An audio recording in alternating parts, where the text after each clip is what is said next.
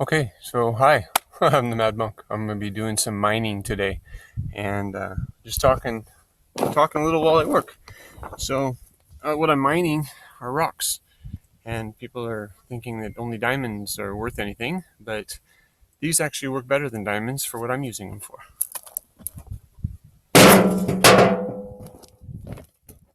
And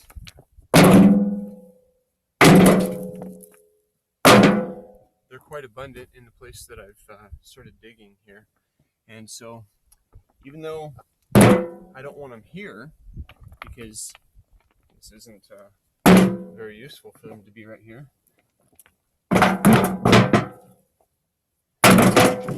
I'll be working on a project tonight that they're going to be very useful.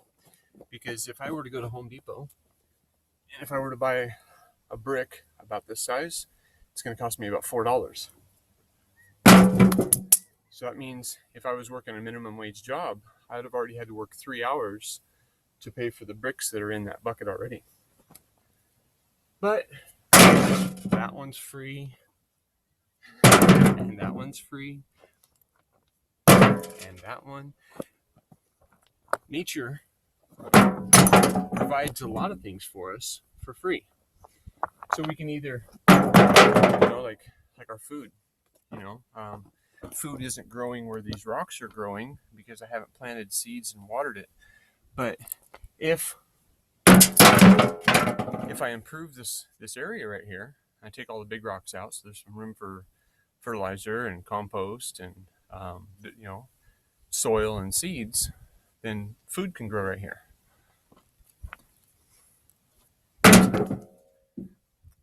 What also is growing here is a workout, because each of these rocks is, they're heavier than just my hands, right?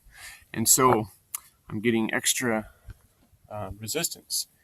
And the more I can magnify the leveraging, the more the rock weighs, or it seems to weigh, right? And so when you're doing that, you want to make sure you focus on your breath. And when you focus on your breath, it brings you to an awareness of right now that a lot of people aren't experiencing. And I can say that is because right now, everything is pretty good for most people. It might have been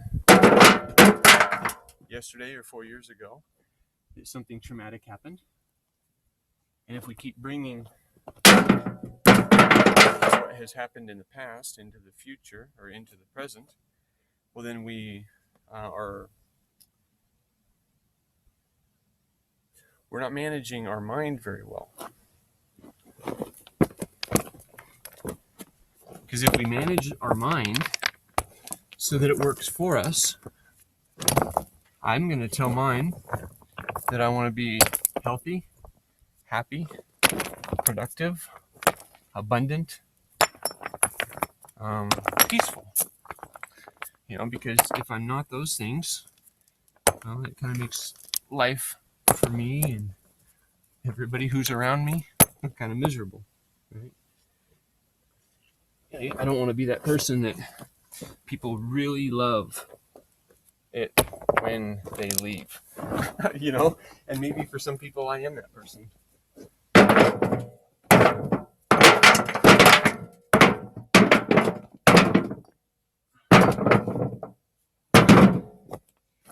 And most of the time, I like to work out when it's not quite so hot. But I haven't worked out for a while when it's hot. And if we work out when it's hot, we sweat.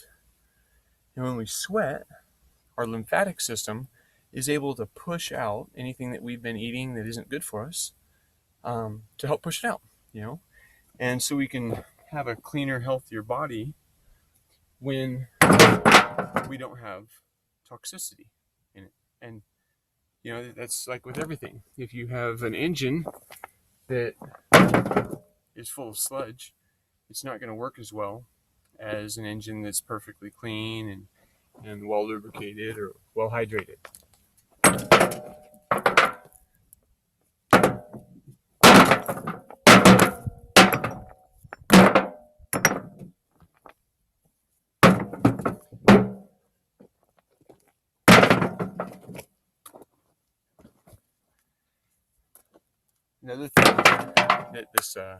this place saves me is a gym membership, because when you're always in motion, you're always doing things, and you're always doing different things. I mean, like if I was here only breaking rocks all day long, well, I'd probably get carpal tunnel.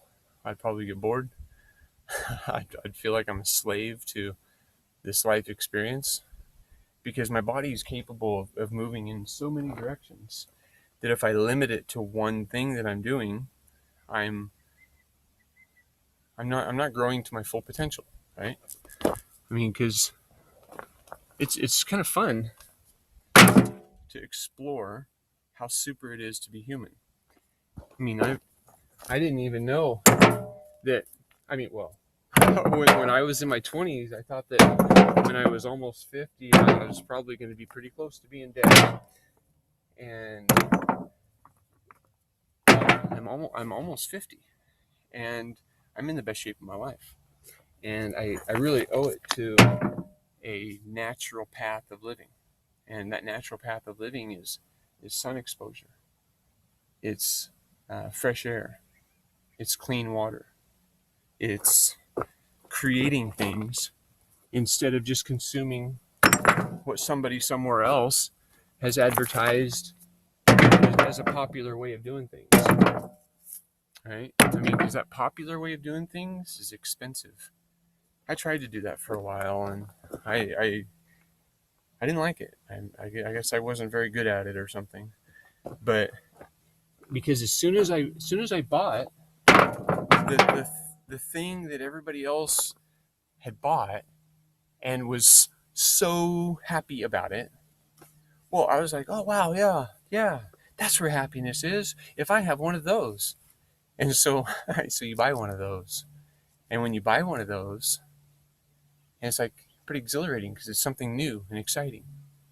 Maybe it's a motorcycle, maybe it's a car that you've wanted, or maybe it's an experience. But then if you just keep doing that, it loses its excitement. And so then I started, oh my goodness, this is an expensive hobby, trying to find happiness. And so I looked at these monks, and these monks, they didn't hardly have anything in their life. And they truly seemed happy. They were laughing, they were enjoying themselves, they were healthy, they were, they were like, they're like ninjas. You know, I mean, they're doing fantastic things with their body. And I was like, wow.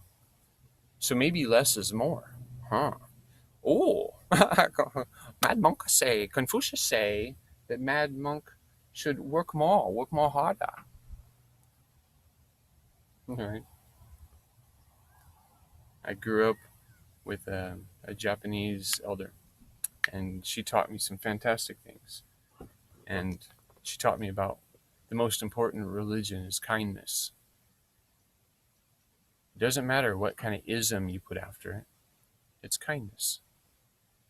It's recognizing the spark of creation that animates your body is also animating your body.